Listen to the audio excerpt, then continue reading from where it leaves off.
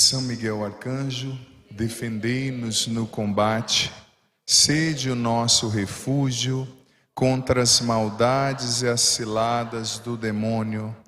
Ordena-lhe Deus, instantemente o pedimos, e vós, príncipe da milícia celeste, pela virtude divina, precipitai no inferno a Satanás e a todos os espíritos malignos que andam pelo mundo para perderem as almas. Levanta-se Deus, por intercessão da bem-aventurada Virgem Maria, de São Miguel Arcanjo e de todas as milícias celestes, que sejam dispersos seus inimigos e fujam de sua face todos que o odeiam.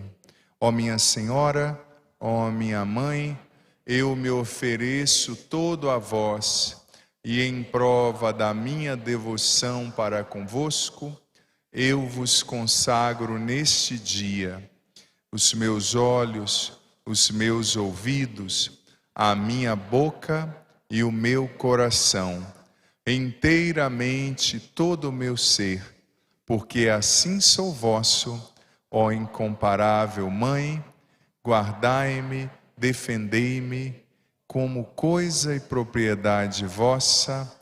Amém. Quero dizer para quem chegou depois, que está em pé, no segundo andar, no mezanino, nós temos lugares. Quem quiser procurar para se sentar, fique à vontade.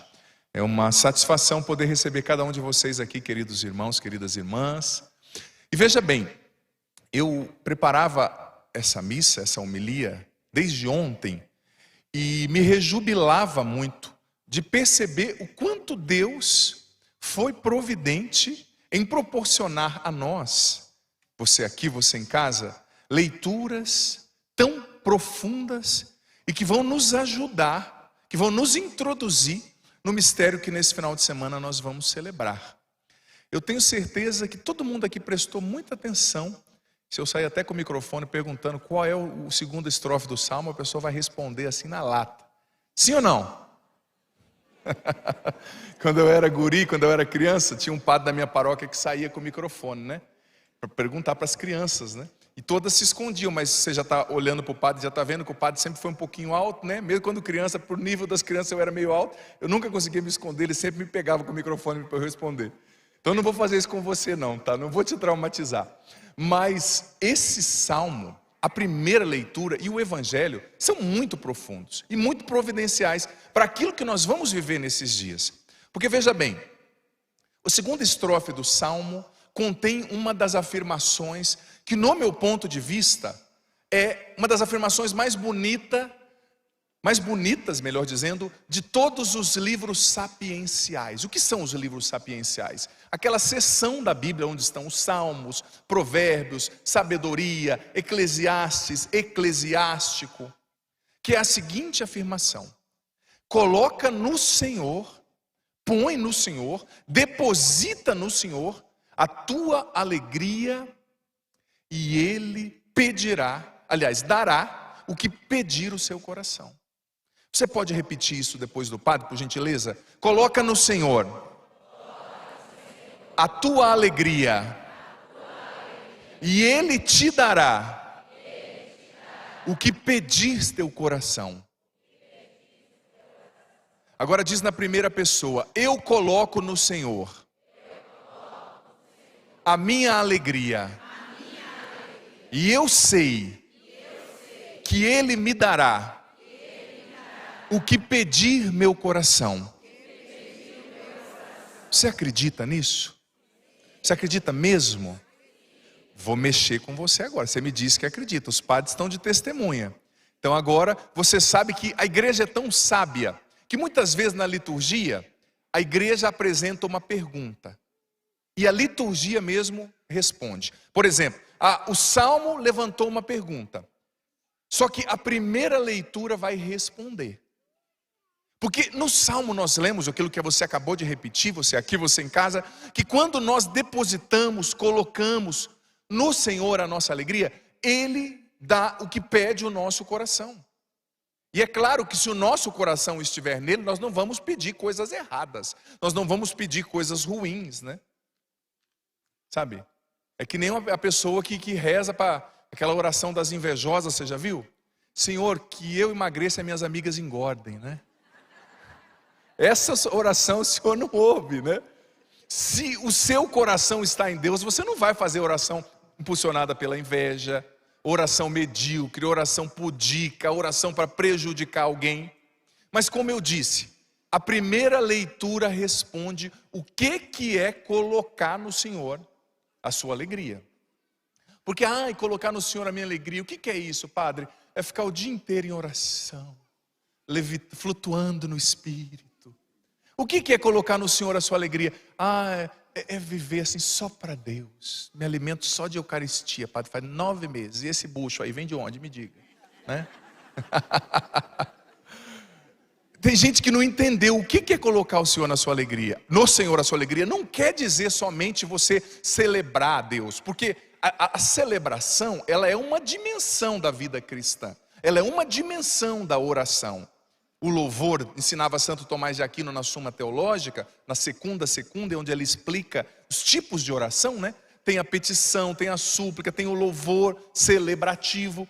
Mas colocar alegria no Senhor não significa só se alegrar e celebrar. Não. A primeira leitura está respondendo. O que é colocar alegria no Senhor? O que é fazer do Senhor o centro da nossa vida? Olha o que a primeira leitura disse, no versículo 32. Você precisa suportar as lutas. Guarda cada uma dessas palavras no coração. A primeira é suportar. Você precisa, versículo 35, não abandonar vossa coragem, porque a vossa coragem vos dará uma grande recompensa. Segunda palavra, coragem. Terceira palavra, o que nós precisamos fazer para colocar nossa alegria no Senhor? Versículo 36, ter perseverança para cumprir a vontade de Deus e alcançar o que Ele prometeu. E quarta palavra, versículo 38, você precisa viver pela fé, ou pela fidelidade, algumas traduções dizem, sem desertar. Essa é a passagem na qual nós lemos, o justo vive pela fé, ou pela fidelidade. Então são 4 coisas que a primeira leitura responde à pergunta que foi feita pelo Salmo. 4 posturas, filho, filha, que eu e você precisamos ter para colocar a alegria do nosso coração em Deus, para centrar o nosso coração em Deus. Você pode repetir depois do Padre também essas 4 palavras, por gentileza? A primeira é suportar, perseverança, coragem e fé. Mas acho que eu não vou falar sobre isso não. Todo mundo aqui já tem essas coisas. Olha para a cara da pessoa que está do seu lado. Que cara de corajoso que essa pessoa tem. Olha só. Isso aí é uma perseverança só. É um caminhão carregado de perseverança. Olha aí, ó. Olha só, fé. Nossa, passou longe. Essa pessoa tem fé demais. Ela fé demais, será? Entendeu, né? Essa pessoa tem muita fé. Não, mas essa pessoa, nossa, é um poço. Ela suporta tudo. Será? Eu vou dizer para você, enquanto nós estivermos respirando, em cada dia nós vamos ter que lutar para viver essas 4 coisas. Como dizia São Felipe Neri, todos os dias cedo ele ia à capela e falava, Senhor, segura o Felipe, senão ele estraga tudo. E ele era santo, né? Foi santo, claro, né? Imagina um comedor de feijão igual o Padre Adriano Zandoná, igual você que está em casa, né? Segura o padre. Eu não falo para Deus de padre, porque eu sou pastor para vocês, mas diante dele eu sou ovelha, né? Então diante dele eu sou filho. Eu falo, Senhor, segura o Adriano. Porque eu preciso em cada dia de suportar. E às vezes a gente não entende muito bem o que significa a palavra suportar, né? Não suporto minha vizinha. Do jeito que ela anda, eu já sei que ela não vale nada. Eu não sei o que as mulheres conseguem ver assim, as almas, que os homens não veem, né? Do jeito que ela segura a bolsa, eu já percebi, não é boa gente. Segura a bolsa, eu nem vi que ela tinha bolsa. Gente do céu, né? Eu não suporto a minha sogra, padre. Vim aqui rezar para a velha, padre. Jesus, faz uma obra na vida da bendita Jesus, né? Só que na Bíblia, suportar não tem a ver com isso não, tá?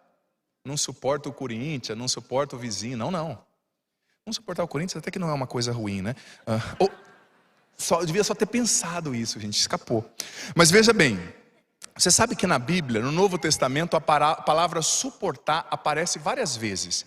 E o Novo Testamento foi escrito originalmente em grego, né? O grego koiné, o grego bíblico. E a palavra para suportar era a palavra anekomai, do grego, que foi traduzido para o latim, depois para o português como suportar.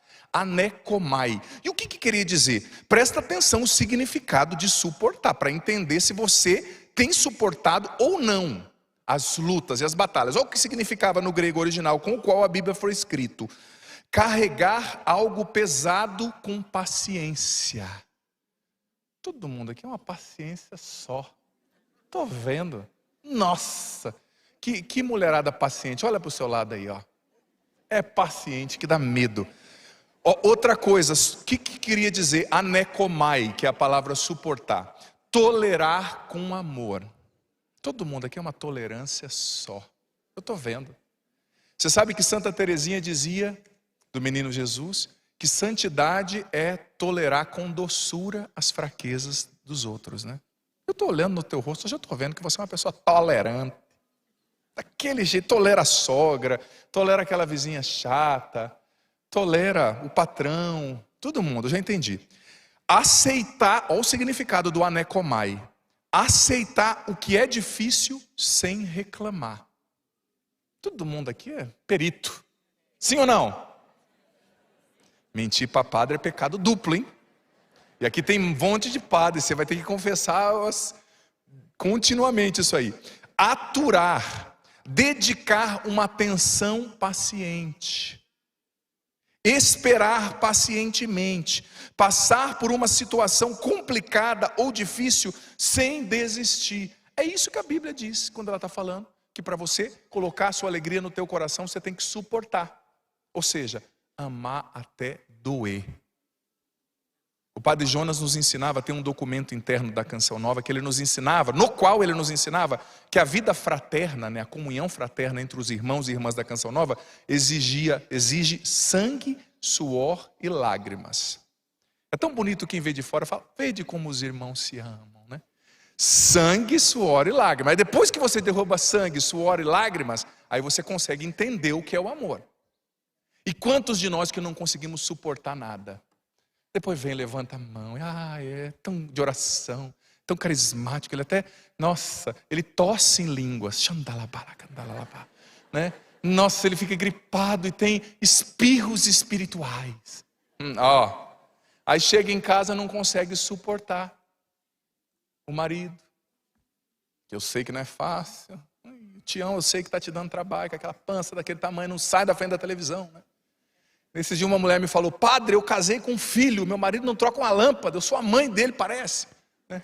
Só acontece mais na minha região, lá no sul, assim. Em outros lugares do Brasil não acontece muito, eu sei, tá? Mas se você, filho, filha, não suporta a fraqueza do outro, porque veja bem, quando a Bíblia está falando de suportar, está falando de suportar a fraqueza do outro. A fraqueza de um filho, a fraqueza de um pai. Esses dias uma pessoa me falou: nossa, padre, eu estou muito decepcionada. Minhas crianças não me obedecem, padre. Elas não param, eu limpo, elas sujam, eu estou muito desanimado. O que meus filhos têm, padre? Eu olhei para ela e falei: infância. Nunca teve, não? O que você espera que uma criança age igual a um adulto? Ai, padre, é difícil cuidar de um idoso. Claro que é, você vai ficar idoso um dia. Mas é aí que começa o amor, quando começa a cair sangue, suor e lágrimas. Porque a gente muitas vezes até reza, até levanta a mão, mas na hora de viver o que a gente reza, a gente arreda o pé. E aí, a gente não está colocando a alegria no Senhor. Porque a primeira leitura, eu repito, está respondendo a pergunta do Salmo. O que é colocar a alegria, o coração, a alegria no Senhor? É suportar, por amor a Ele. É suportar coisas difíceis sem desertar. É suportar sem andar para trás.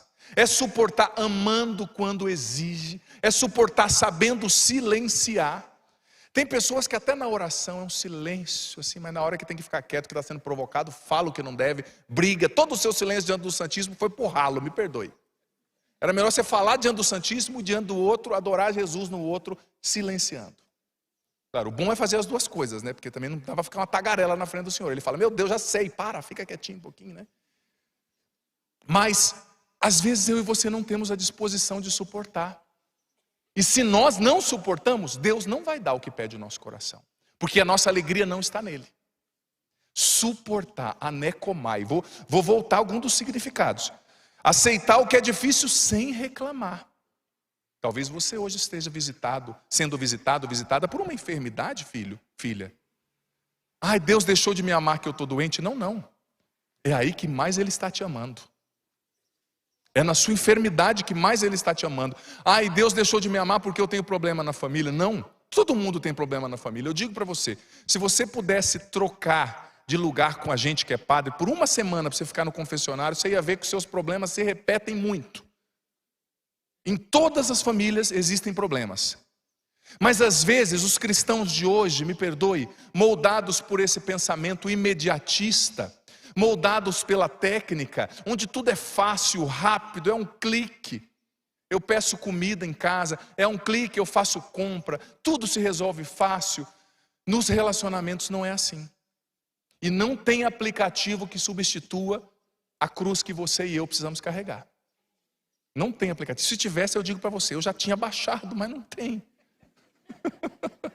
Carregar a cruz é no dia a dia, é o amor, é dar a vida, é suportar. Você tem suportado as fraquezas dos seus familiares? Você tem suportado as fraquezas? Hoje é assim, eu vou na igreja, não gostei, mudo. Sabe? Casei, não gostei, mudo. Tem gente que acha que o casamento é igual ao Mercado Livre. Depois de 7 dias dá para devolver sem pagar nada, né? Não tem devolução não, minha filha. Você casou? Você não jurou diante de Deus? Que era para sempre? Padre, você sabe o que é? Não sei não. É preciso suportar. Aí bate a água, eu não sei nadar. Aprende. Você não tem fé em Deus? Ele vai te dar a graça de suportar. Qual é a sua cruz hoje? Qual é a sua cruz? Talvez a sua cruz seja uma pessoa, seja uma doença, seja uma depressão, seja uma ansiedade, seja algo que você não consegue mudar. Suporta com fé e amor. Porque Deus se alegra quando a gente suporta um sofrimento por amor a Ele. Não existe santo... Esqueci o nome do bendito, do século IV, um padre da igreja fantástico. Eu vou lembrar no meio da sentença. Ele dizia que tem muito mais mérito diante de Deus quem sofre por Deus do que quem faz milagres em nome de Deus. Porque quando você faz um milagre, você se torna devedor de Deus. Quando você sofre por Deus, Deus se torna o seu devedor. Suporta, não arreda o pé. Não é para abandonar o barco porque está difícil. Deus vai te ajudar. Segunda palavra, não abandonar a vossa coragem. Muito corajoso você, né? E eu, muitas vezes. É preciso catar, como diz lá em Minas, a gente está pertinho de Minas. Sei que as irmãs muitas são lá do Ceará, né? Mas aqui a gente acaba pegando muito dos ditados de Minas. Em Minas o pessoal fala, tem que catar o touro pelo chifre, padre. Ou seja, rói o osso até o fim, né? Come a carne e joga o osso. Só quer o lado bom do ser família. Só quer o lado bom do ser cristão. Quando Jesus diz que me ama, eu amo o evangelho. Quando ele diz que eu tenho que renunciar a mim mesmo, eu não quero, eu não aceito aquela passagem. Santo Agostinho dizia, quem do evangelho escolhe para viver o que gosta e despreza o que não gosta, não está seguindo Jesus, mas está seguindo a si mesmo. Só a si mesmo. Coragem para enfrentar o que Deus permitiu que acontecesse na sua vida. Santo Afonso dizia que a gente tem que fazer o que Deus quer e querer o que Deus faz. Assumir o que Deus permitiu que acontecesse na nossa vida. Eu faço o que Deus quer, mas eu quero o que Deus faz. Eu assumo, eu enfrento o que Deus permitiu que acontecesse. Terceira palavra, perseverança. Que essa palavra é fantástica também, do grego hipomenó, que queria dizer o seguinte, não retroceder, permanecer. Hoje as pessoas não permanecem mais. O casamento ficou difícil? Arranja outra aí, vai, entra lá no Tinder, né? Eu encontrei ela no Tinder, né? Tal. Vai lá, não estou sugestionando nenhuma canção, não lembro de nada. Eu vou no Tinder, eu resolvo, eu quero uma pessoa. É assim, eu namoro a pessoa, de repente a pessoa não presta. Ou seja, quando eu começo a descobrir que ela tem defeito, que namoro exige responsabilidade, eu quero uma pessoa para eu usar e depois descartar. É assim que os jovens estão vivendo hoje. É preciso permanecer. E a terceira palavra, que é do versículo 38. O justo vive pela fé. Ter a alegria em Deus é viver pela fé e de fé. E o que é viver pela fé, filho? Viver pela fé é colocar a confiança em Deus em todas as situações. Todas as situações. Você já percebeu que às vezes tem coisas, eu sempre gosto de repetir essa frase, eu falo muito nas minhas homilias, porque na verdade eu a falo para mim mesmo. Você já percebeu que tem muitas coisas que saem do nosso controle? Sim ou não? Um filho, por exemplo, você educa, quando eu tiver 18 anos o meu filho vai ser assim. Ele se torna o oposto do que você imaginava. Seu casamento você queria que fosse assim, se torna assado. Mas eu repito para mim essa frase, o que saiu do meu controle, não saiu do controle de Deus. O que saiu do seu controle, não saiu do controle de Deus. E é por isso que muitas vezes a gente hoje em dia, sem menosprezar os casos clínicos de doença, claro, de desequilíbrio na química neural, mas por isso que muitas vezes a gente fica em depressão e doente, porque a gente quer controlar tudo. E quando as coisas a gente não controla, a gente entra em crise. Olha, o que você não controla, Deus continua controlando. O que saiu da sua mão, não saiu da mão de Deus. Você acredita nisso, sim ou não? Sabe, você é filho de um Deus poderoso que nunca desiste de você, que nunca te abandona. Quem aqui veio para cá de avião? Levanta a mão. Que bom. Quem aqui tem medo de avião? Levanta a mão.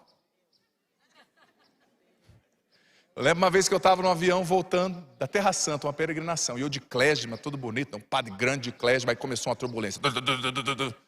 E as aeromoças espanholas olhando para mim, né? Tipo assim, para buscar força na minha serenidade. E eu por fora, assim, Nossa Senhora deu uma graça para os padres, né? Eu calmo, com o tercinho na mão, e ela olhava para mim, a enfermeirinha, a aeromoça fazia assim, padre, está aqui, né? E o meu coração, E acabou a turbulência, ela, tudo bem? Eu falei, tudo ótimo. Aliás, deixa eu olhar para baixo aqui, né? Mas quando eu vou falar de fé, eu gosto sempre de lembrar de uma história que tem a ver com avião. Já que eu tenho medo de algumas coisas no avião, né? Diz que saiu um voo assim, todo mundo animado, que era por um lugar paradisíaco, uma ilha, todo mundo de férias e tal. Casais, idosos, jovens naquele avião. E de repente notaram que tinha uma criança sozinha no avião. Criança assim dos seus 9 anos, por aí, 8, 9 anos. Acharam estranho, uma criança sozinha, né? Mas foram voando tal, e todo mundo, eu vou lá. Uns falando que não estava com um propósito muito cristão, né? Eu vou encher a cara naquela ilha. Outros, eu vou nadar, eu vou ficar no sol até pegar fogo a minha pele. Só que de repente, na hora que faltavam uns 20 minutos para chegar, começou uma turbulência. Pior do que a que eu enfrentei voltando da Terra Santa. E começou. Aí, os que tinham a postura de machão já, né? Outros choravam, outros tal, dizendo para a esposa, eu quero confessar, eu te traí com a vizinha, me perdoa, nós vamos morrer. Aquela confusão no avião, né? Todo mundo desesperado. E assim, desespero, gente, é uma coisa que contagia. Você vê um gritando, você nem sabe por que você começa a gritar também, né? É como você não sabe nem quem morreu, você quer chorar, né? Você fica naquele desespero. Todo mundo desesperado, todo mundo. Os idosos, né? Tal, uns não conseguiram segurar o estômago, não vou entrar em detalhes, você já entendeu, né? O intestino, sei lá. Aí, todo mundo desesperado e só a criança calma. No segundo banco, a criancinha lá brincando, com o aviãozinho na mão. E graças a Deus, o avião se tranquilizou. E todo mundo. O marido já olhou para a mulher, aquilo que eu te falei da vizinha não era bem aquilo, tá? Eu fiquei, acho que afetou o meu cérebro aqui, a pressão do avião, né? Você não leva a sério. Ela, vamos conversar sobre isso lá na ilha, hein? Tal, e o homem que tinha postura de machão, que foi voltando, arrumando assim a gravata, tal. Aí a hora que todo mundo acalmou, uma pessoa falou, gente, vocês perceberam que o único que não desesperou foi uma criança de 8 anos? Nós estamos mal, e uma criancinha colocou a gente no bolso. Aí uma mulher ficou curiosa e falou assim, ei, filho, por que você não ficou com medo? Você não ficou com medo? Você não viu que a gente poderia morrer? Aí a criança falou, sim, eu vi. Mas por que você não ficou com medo? A criança respondeu, porque o piloto é o meu pai. O piloto é o meu pai.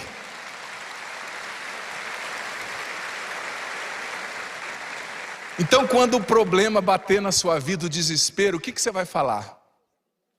O piloto é?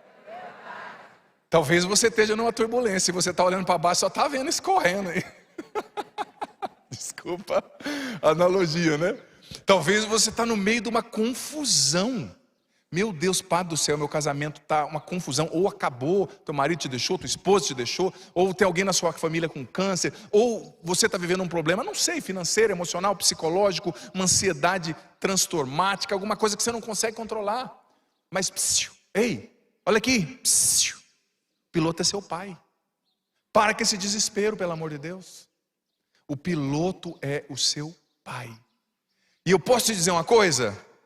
Esse piloto nunca vai derrubar o avião, nunca, nunca, porque ele é perito, ele é o melhor de todos, e ele cuida de você.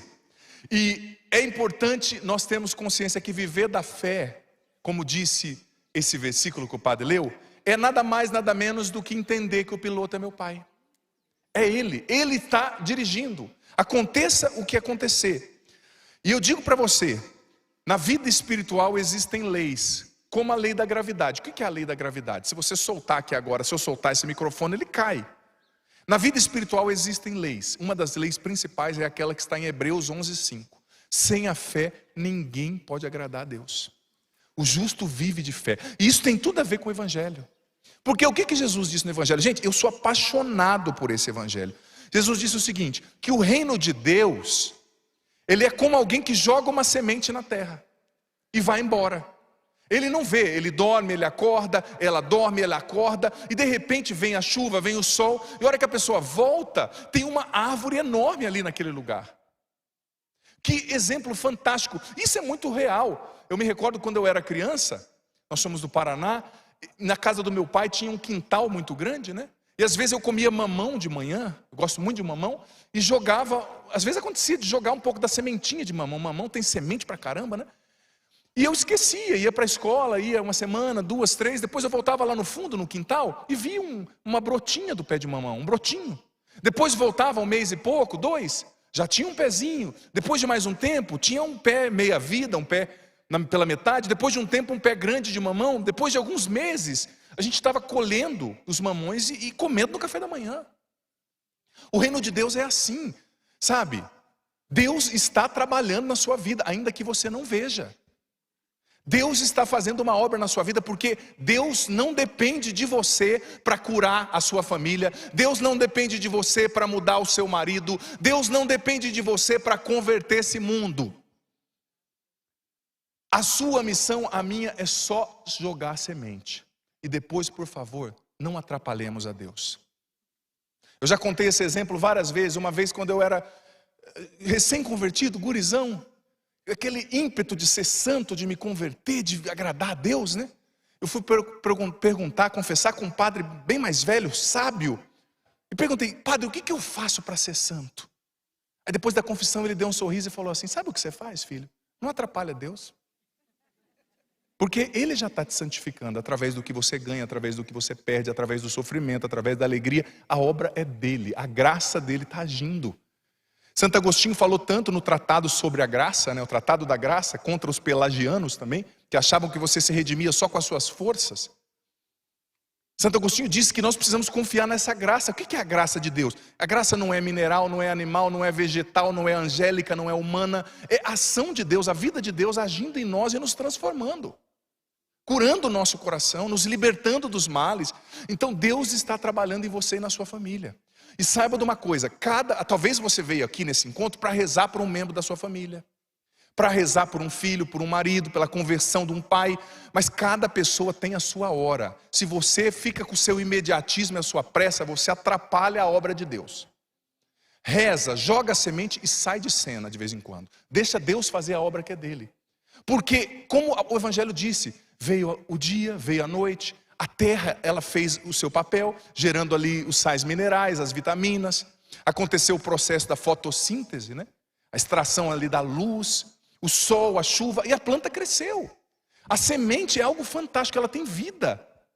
Então jogue a semente. E confia em Deus. E outra coisa, essa palavra nos leva a ter paciência com a gente mesmo também. Porque você já percebeu que às vezes na vida espiritual parece que a gente está patinando? Você já teve essa impressão? Você não sai do lugar? Mas muitas vezes Deus permite que isso aconteça para que o orgulho não cresça dentro de nós, né?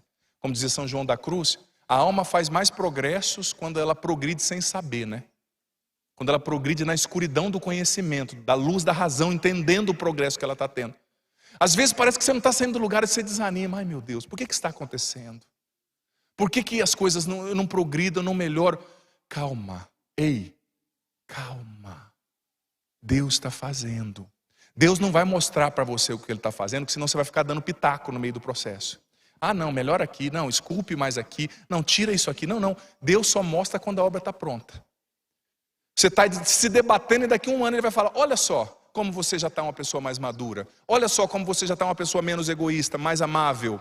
Olha só como você está mais sábio, mais prudente. Olha só como você já não é tão impulsivo. Então calma esse coração. Deus está fazendo em você, tenha paciência com você. Você sabe que muitas vezes o vício capital, o pecado capital do orgulho se manifesta naquela impaciência consigo mesmo. A pessoa se converte, já quer ser santa, vencer todos os erros. Santo Agostinho também dizia, benditos certos pecados que Deus permite que continuem na nossa vida. Não é que Deus quer que a gente peque, não me entenda mal. Santo Agostinho dizia, bendito por quê? Porque eles nos lembram que nós somos pó e dependemos de Deus. Por nós mesmos não somos nada. Nós dependemos de Deus e sempre vamos precisar. É o espinho na carne que São Paulo falava. Enfim, vamos ficar em pé? Olha para quem está do seu lado e fala para essa pessoa, fica tranquilo, o piloto é teu pai. Fala assim, você pode confiar. Ele está dirigindo esse avião.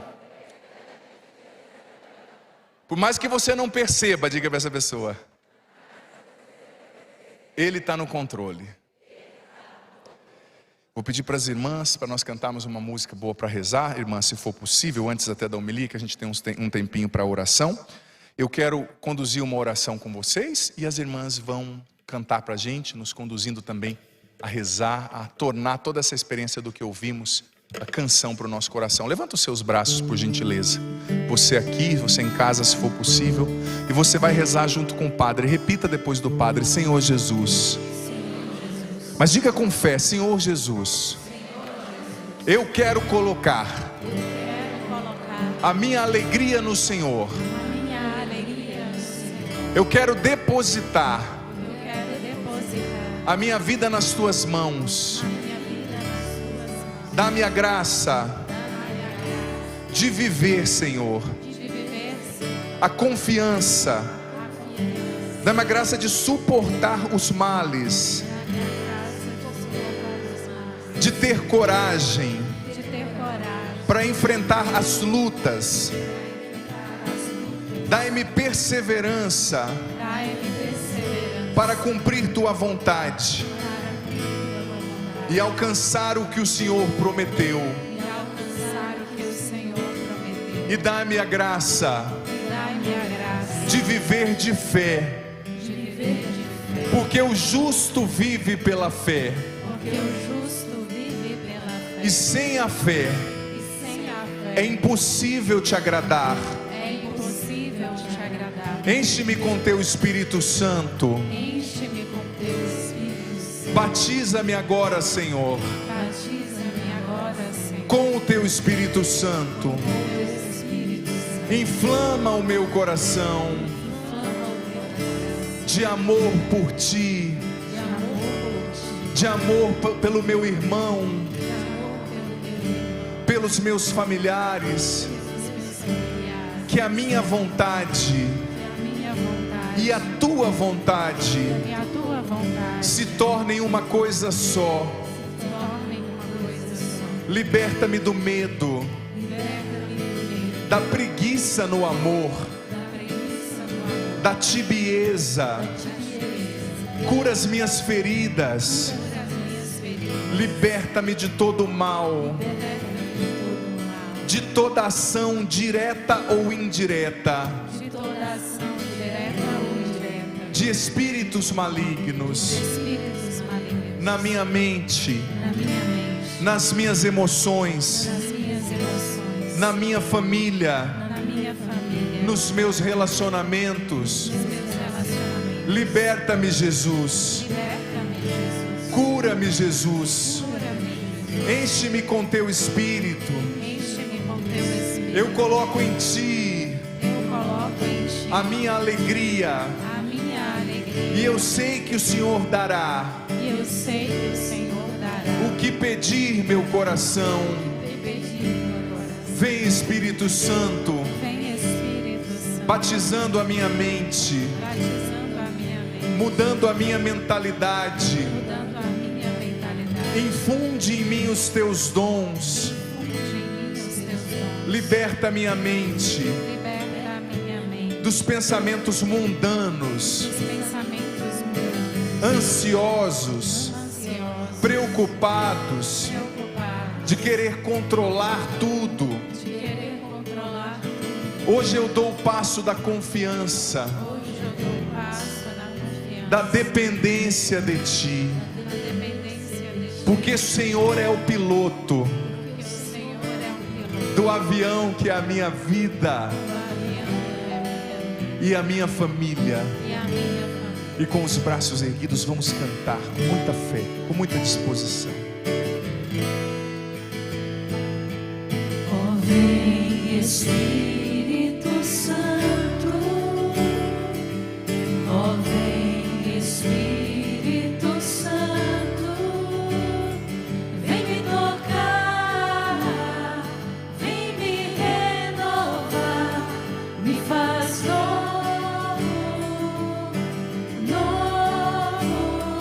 me faz novo, oh, vem Espírito Santo, oh, vem Espírito Santo, vem me tocar.